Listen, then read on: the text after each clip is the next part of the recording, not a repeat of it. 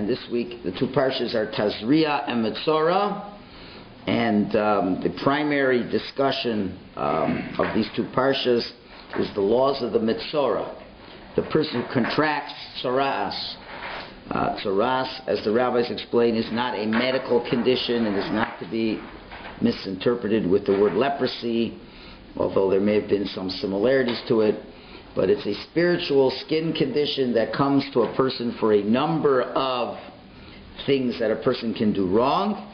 And one of them is the saying of Lashon Hara, evil speech. So that's what we're going to talk about today. We're going to talk about some psychological insights into the nature of people who speak Lashon Hara, and that explains many interesting aspects that we're going to go through today. The first thing we need to discuss is, since we are mostly of Western mentality, so most people, if you ask the man on the street what his feeling is about Lashon Hara, is it a bad thing to do or a good thing, most Western minds would say that speaking Lashon Hara is a mitzvah. Is a mitzvah. For the following reason. And that you know for sure. You can't deny that. Just look in any newspaper. All right? Why? Because there's no greater value in the world than the dissemination of the truth. And Lashon Hara is a public dissemination of the truth. That's what it is. And what could possibly be wrong with giving over the truth? Right? As a matter of fact, you can even give a Talmudic support to this, where the rabbis say, Chosmo shel HaKadosh Baruch Hu emes. The seal of God is truth. So the greatest thing a person can do is to apprise other people of the truth. And we can even say further, that a society that prohibits the dissemination of the truth would be called very regressive. And we have a tremendous resentment against not being able to speak the truth. Right? If we suppress the truth coming out, that's the total opposite of what freedom is. Freedom is the ability to speak the truth. Comes along the Torah and forbids the dissemination of the truth. Can't say the truth. Right? You're not allowed to say, that this movie star was having this affair, or this and that, and all these things, and what are you talking about? That's something that everybody is entitled to know, right? Because again, what is Lashon Hara? Lashon Hara is the truth about someone that is negative, and the Torah prohibits this. So the question is, are we afraid of the truth? That's the thing. It should be the opposite. It's a mitzvah. It should be a mitzvah. You have to disseminate the truth. People need to know the truth. Right? And if you ask 99% of the people in the world, they will say that's for sure true. That the public has a right to know. So anybody who will cover that up, they'd be thinking it's a totalitarianistic government who's controlling it and manipulating everything. So what does the Torah have against telling truth? Remember, Motzi Shem Ra, when you sing lies about somebody, even Canadian courts understand it's a concept of slander. You can take someone to court for slander. Lying about someone, that's already another story. But if I publicly say that this person has done things that are not nice, even if in private, right? Let's say, lahavdil, if Tiger Woods was a Jew. Okay, I'm not getting into the laws, the specific laws of saying lashon about a non-Jew, but I'm just saying, the Torah would say you're not allowed to talk about what he was involved with, right? And over here, and the whole world says the mitzvah to talk about it. We need to know he's a sports leader. He has to be held up to a standard. All these things. What about a political leader? I'm not a nobody, like the president of the United States. Again, a political leader. Again, it depends what he's doing. If he plans on collaborating with the Russians to blow up the United States, then yes, you've got to expose that. Okay? But if he's doing things in his private life that are not proper, It's not necessarily something that has to be in the public vein. Right? Well, things are not politically correct. What? Such as putting down the blacks, for instance, in their... Again, if a person says, let's say a person said something off the record to another person right over here, whatever. He said something negative about somebody.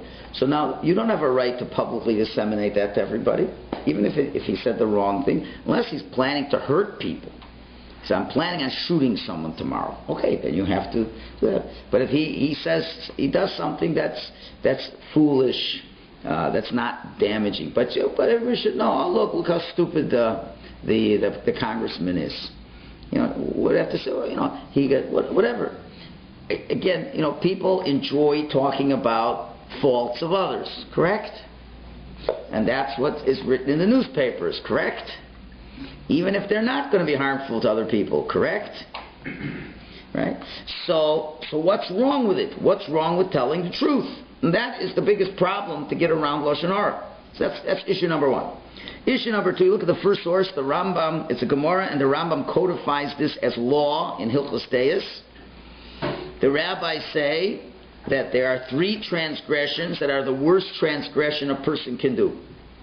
And you're punished in this world, and you have no portion of the world to come. And that is idolatry, immorality, and murder.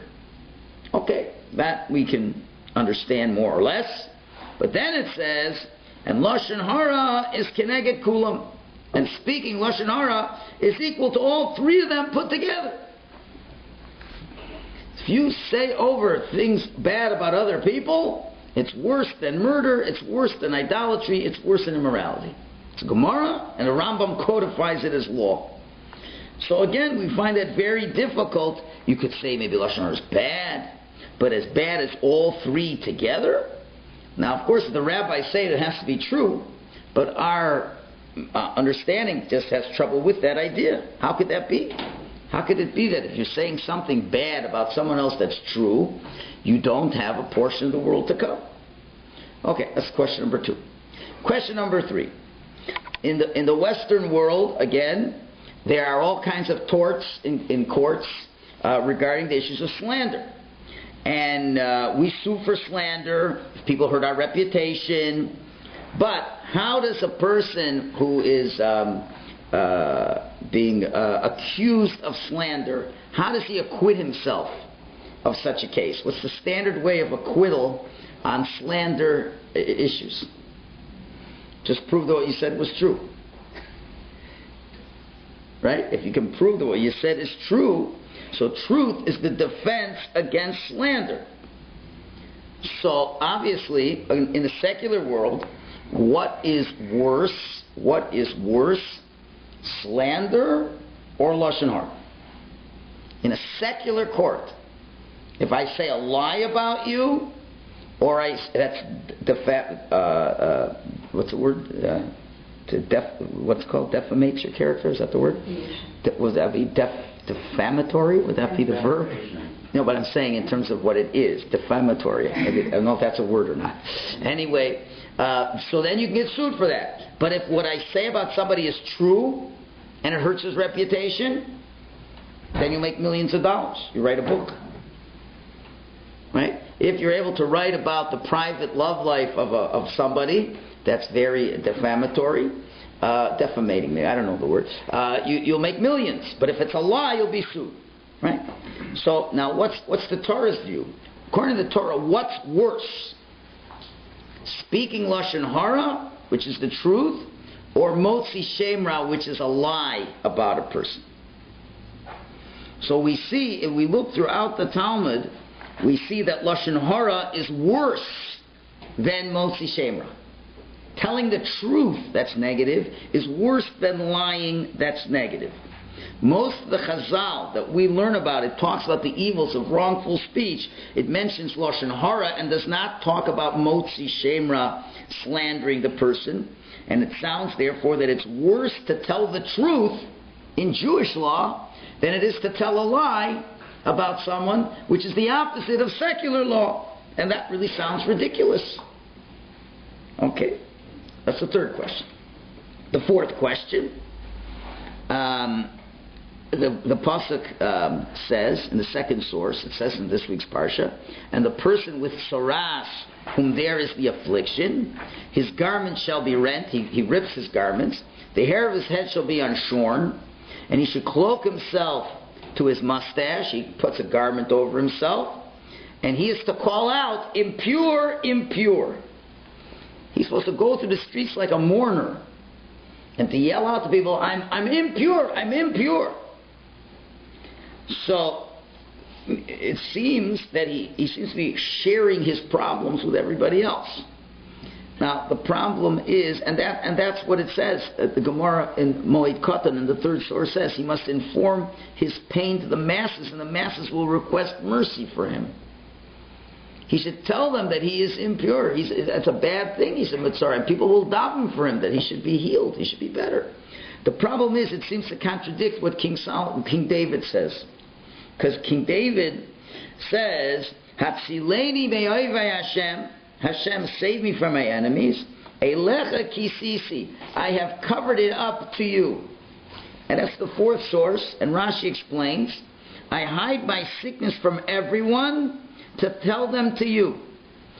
According to Rashi, what King David is saying, if a person is, God forbid, sick, he should keep it quiet and pray to God and not let everybody know about his problems. They should pray for him, which is interesting.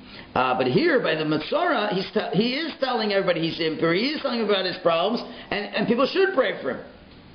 So what's going on? What's going on? Why are we publicizing this?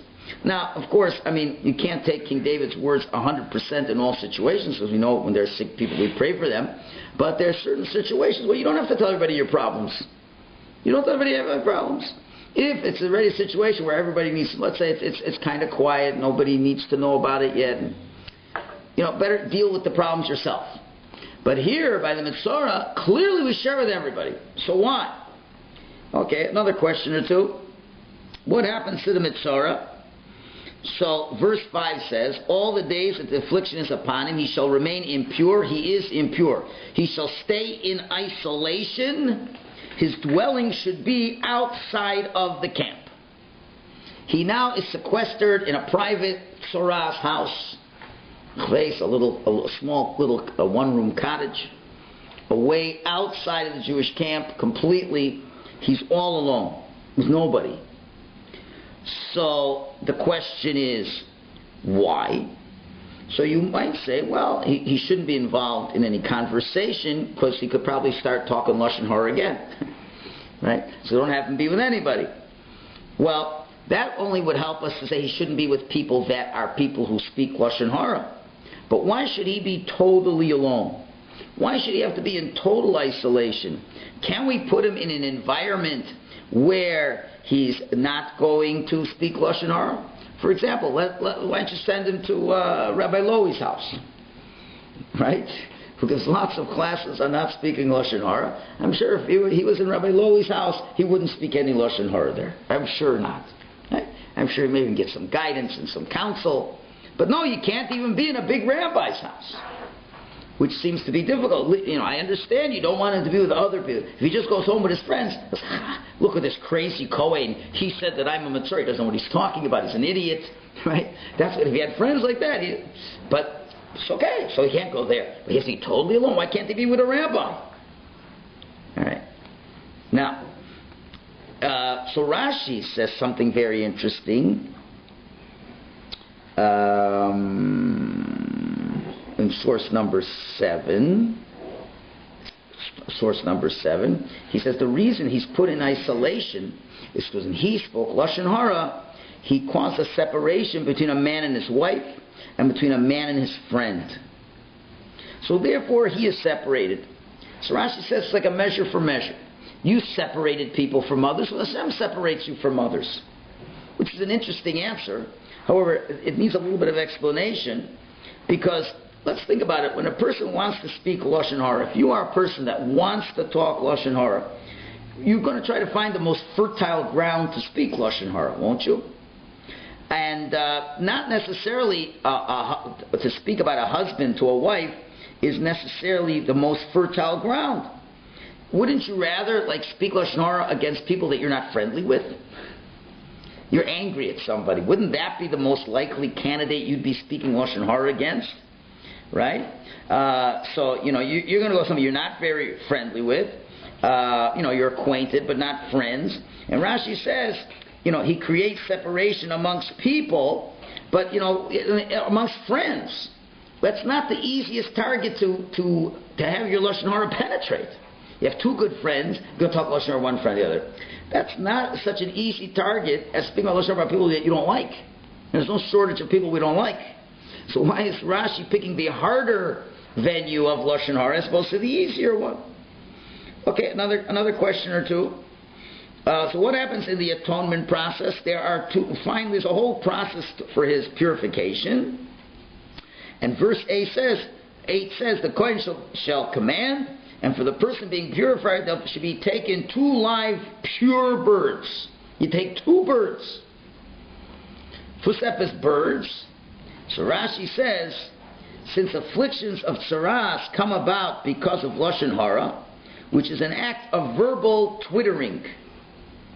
So I don't know what the new twittering. I don't know what it is. It's like it could be there's a lot of Lashon Hara on the twittering. I think it's like small doses.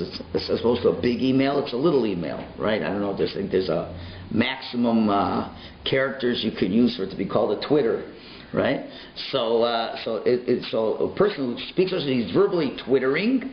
Therefore, there was required for the sufferer's purifications birds that constantly twitter with the chirping of sound. So the question is, it seems that the problem of Lashon Hara is your chirping. But really, isn't Lashon Hara something much deeper than this? Is Lashon Hara just an issue of making noise? It's the content, isn't it? It's the content you're saying. Birds don't have content. That we know of, right? Why is the Torah telling us that the bird is an atonement for the chirping? As a matter of fact, you could say Lashon Hara without even talking. You could do Lashon Hara by, first of all, you could say it softly. You don't have to chirp it. Sometimes it's just a face that you make, right? So it's not necessarily this twittering. So why is it called twittering? And another interesting point, the Talmud tells us. Now, if I ask you, what's worse? Someone who says Lashon Hara or someone who listens to Lashon Hara? What's worse? Worse. Well, there's a lot of debate, but the answer that they give, the Rambam says, in the 10th source, the person who listens to Lashon Hara is more accountable than the person who speaks it. But sometimes you can't help listening. That's what he says. That's what he says. So the question is, why? So you may answer, well, if there isn't a listener, the guy wouldn't say it. But if the guy wouldn't say it, I wouldn't be listening. There is the initiator, and I think a lot of times it's pretty hard to not listen to Lashon Hara. What do you do when you're at a wedding? You're all seated at assigned seats, and someone starts talking Lashon Hara on the table. What are you going to do? Who's got the guts to say, I'm sorry, you're talking Lashon Hara? You'll have to stop. Have you ever been at a table where you heard someone talking Lashon Hara? I'm sure you have. Have you heard someone tell them to stop?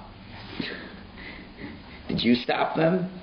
Right? Maybe if you're courageous, you'll walk away. But still, it's interesting. Why is that so? We need to learn that a little more depth. And finally, the last question, again, I hope I didn't dig too deep of a hole, is the famous Medrash. The Medrash says there was a peddler who was going around the cities up north. He was near the city of Tzipori. He was crying out, who wants to buy the elixir of life? Who wants to buy the elixir of life? And crowds are going around him. I said, here, I'll buy it. And then Rabbi Yanai, a rabbi, was sitting and learning Torah in his room, and he hears the commotion that's going on outside. He hears all the noise. Who wants the elixir of life? I do. So he figures, listen, I might as well see what's going on over there too. So the Rabbi Yanai says, here, why don't you sell me some also? So the peddler says, you don't need it. Somebody like you doesn't need it. But the rabbi pressed him and says, please, sell me the elixir of life. So he took out a book of Psalms, and he read the verse in Psalms, Mi ha'isha chavetz chaim, who is the man who wants to live, who desires life? Right? And the answer is, Netzor l'shon chaymeros l'secha b'daber mirmar, guard your tongue from speaking evil. In other words, it says, King David says, if you want to live long, don't talk Lashon Hara. Finished. That was a trick. That was a trick, wasn't that? and then Rabbi Yanai says, I read this verse all the time. I never understood it as well as the way you explained it now. So what did the peddler have to tell him that Rabbi Yanai did not know?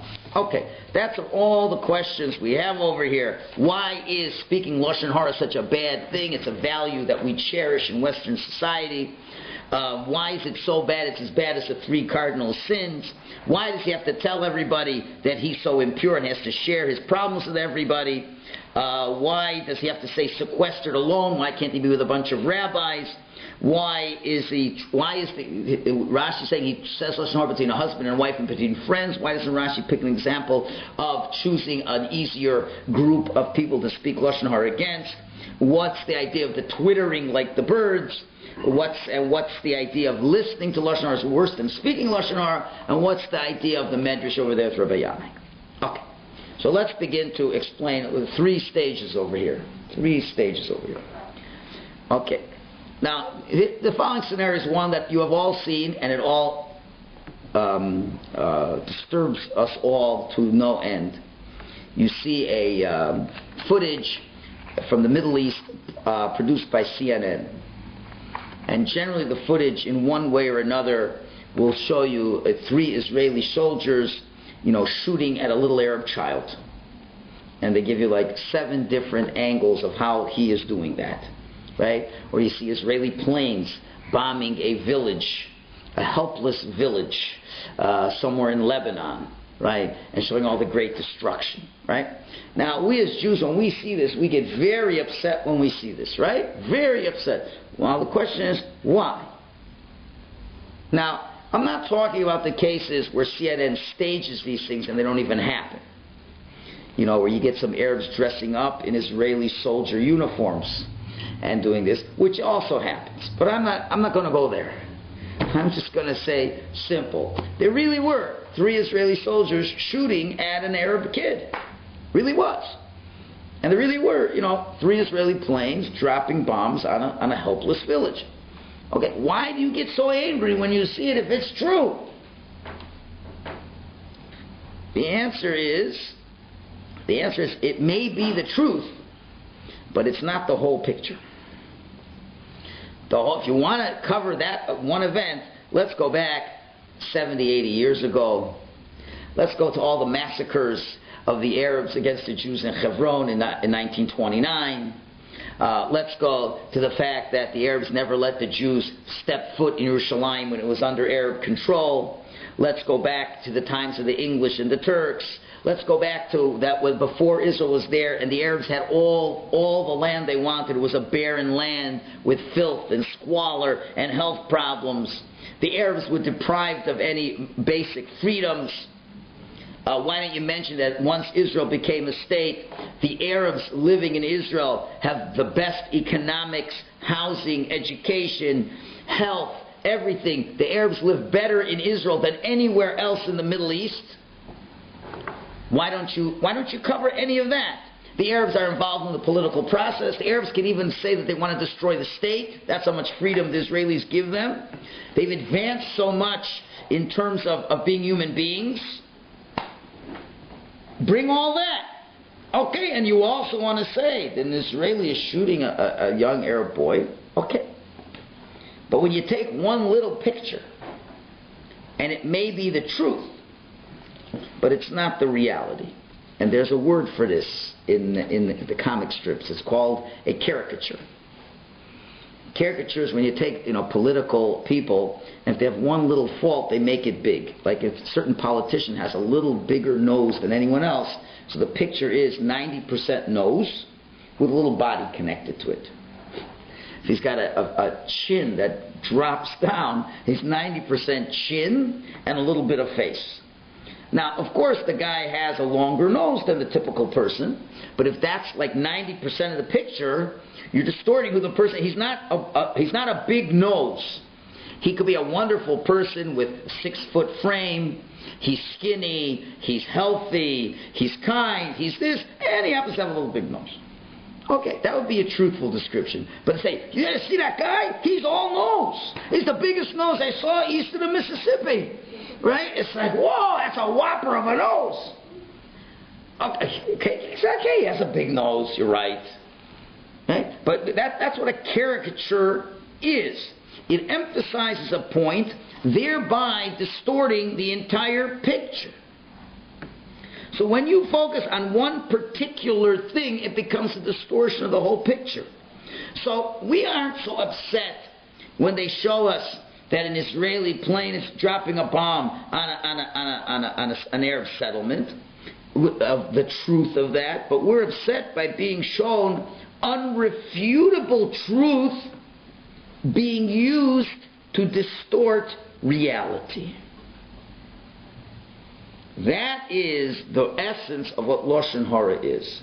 Bringing irrefutable truth to distort reality, which is the worst possible thing. Why? Because you're using truth, which is the seal of God, to distort the real reality.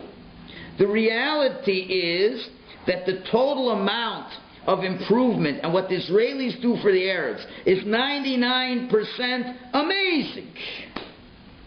They even get hurt. They can go into our hospitals. An Israeli doctor will help save a terrorist's life. Right?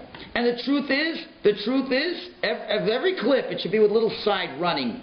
Arabs have committed to destroy Israel. They've never yet gone back on their charter of destruction. That should be like a running commentary. Whatever you see, just know the Arabs are still committed for the destruction of Israel since 1964. Before they took any lands, they're committed to destroy Israel. They do not want peace. They teach their children to kill Israelis. And now, based on that, now let's see what pictures you have to show us. Somehow those truths are just totally ignored. All you see is the plane dropping a bomb on these helpless people. They don't even tell you that the terrorists have been holed up there for years and years and have sent all their terrorists to kill little Jewish babies from those same spots. They don't tell you any of those things. So the truth is being used to distort reality. The reality is the whole picture. And truth is that one isolated thing. So that's exactly caricature.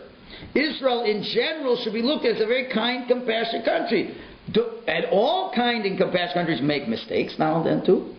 You get a soldier gets upset. One soldier gets upset. He saw his friend get blown up by a woman masquerading as a pregnant woman, and then she just blew the guy up. Whatever. And you don't see a soldier get upset and maybe does something maybe he shouldn't do. Okay, we'll accept that. But if that defines every Israeli soldier and the Israeli posture to the peace process, so that is the worst thing you can do. It gets us angry because you can't deny it. Are you going to deny that the Israeli didn't shoot the guy? Are you going to deny it?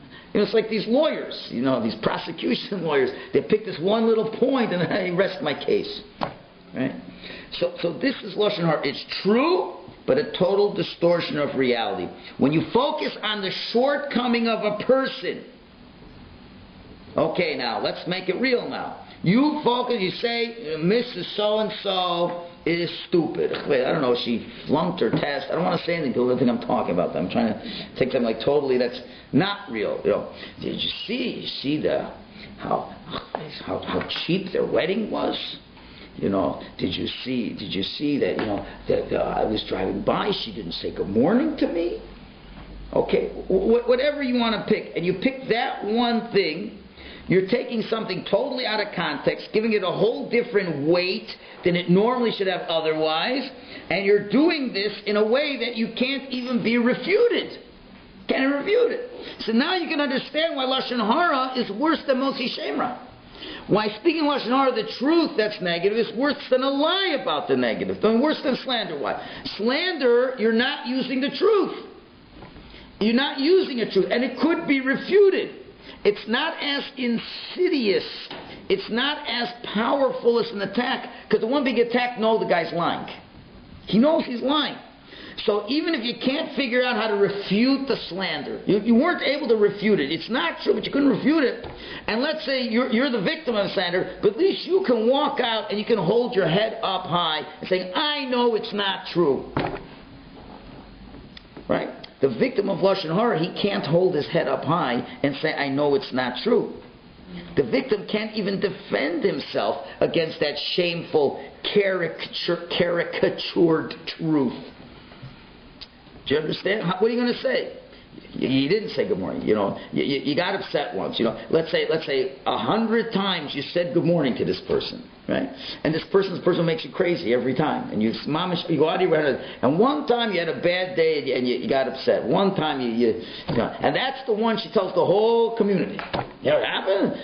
Margaret, she yelled back at me. How could a person do this, right? Well, she's made her crazy 100 times before, and 100 times she's able to control herself. So you say, I've been nudging Margaret 100 times, and 100 times she's so patient and calm with me, and this time you don't hear that part, right? So how can Margaret defend herself? That's what makes Lashon Hara worse than Moshe Shemra. Now, the point is, in the Western world, truth is the highest value. But in the Torah world, reality is the highest value. There's a difference between truth and reality. Truth is a weapon that can be used to distort reality. And the Torah's definition of truth isn't if it's true, but if it's real. And that's what the Rambam himself writes. I don't know if I put it down as one of the, so I didn't. The Rambam himself writes is that there is no truth like the truth of Hashem. I mean to say, because Hashem is not just true, He is the reality. There's a concept of reality. And truth is reality, not truth. There's a big difference in that. Now, truth sells in the press. In the press. But it's a total distortion of reality. Now, rags, like the stuff you see at the counter when you go out of the shop, Sobeys. Those are the rags. Those are total fabrications. Woman gives birth to a crocodile. It's like, well, that's not stam narishka, So it's 99% lies. It's mamish lies. It's very interesting, but they're lies. Those are they call rags. They're called rags, right?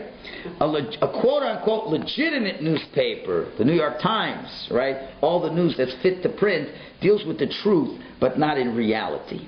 The whole point of the newspapers is to spin the truth the way they want people to perceive reality. If they want people to vote Democratic, right, then they'll say everything the Republicans did was terrible.